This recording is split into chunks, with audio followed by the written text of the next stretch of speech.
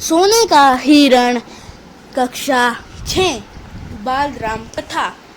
जैसे कि आप जानते हैं कि राम, सीता और लक्ष्मण राजा दशरथ और कैकई की अनुमति से 14 वर्ष के वनवास पर गए।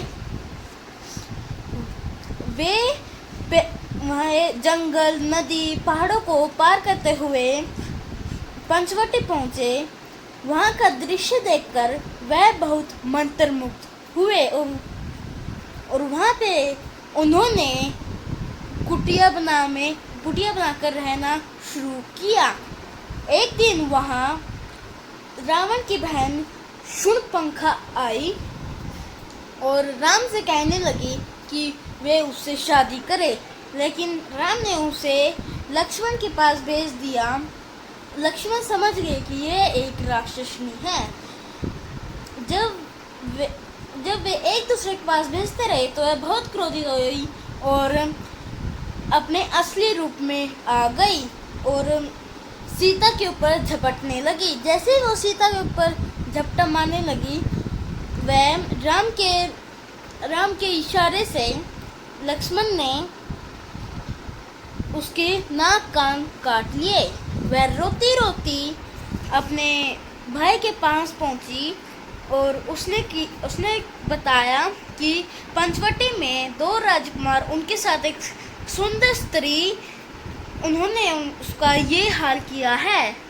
रावण आग बबूला हो गया और उसने अपनी बहन का बदला लेना चाहा।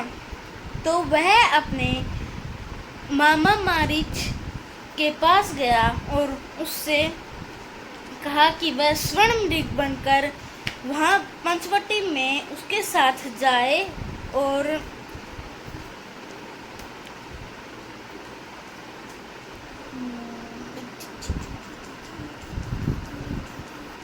उसने जाना स्वीकार कर लिया और उसके साथ वह पंचवटी गया। वह पंचवटी जाते ही वह राम और सीता के सामने आया।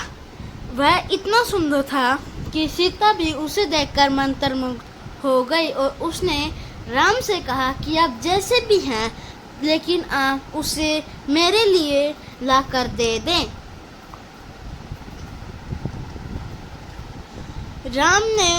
राम को उसने बहुत भगाया, थकाया, छिपता भागा।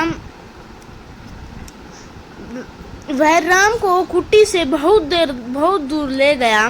जब भी उसे पकड़ने का प्रयास करते, वह भागकर दूर चला जाता। जब राम को वह पकड़ नहीं पाया तो उसने वहीं से तीर चलाया और मारीच बोला, हे सीते, हे लक्ष्मण। यह सुनते सीता और लक्ष्मण बहुत चिंतित हुए और उन्होंने जाने का ठान ली।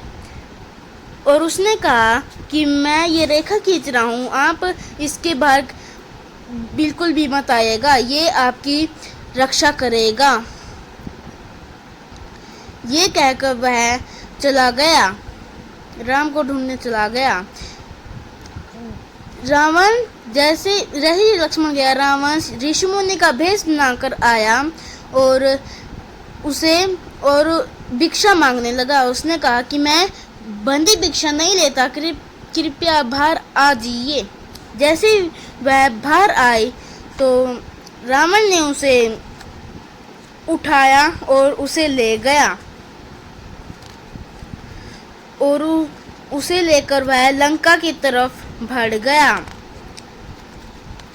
बीच में उन्हें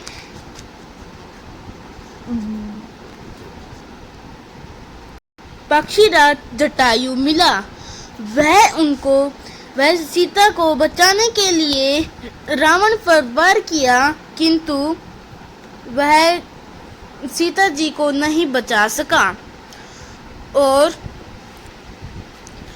रावण ने अपनी तलवार उठाई और उसका एक पंख काट दिया और वह जाके सीधे कुटिया के पास गिरा।